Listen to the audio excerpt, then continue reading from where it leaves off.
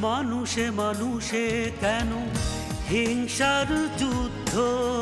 সুন্দর আগামীতে হতে চাই শুদ্ধ। মানুষে মানুষে কেন হিংসার যুদ্ধ?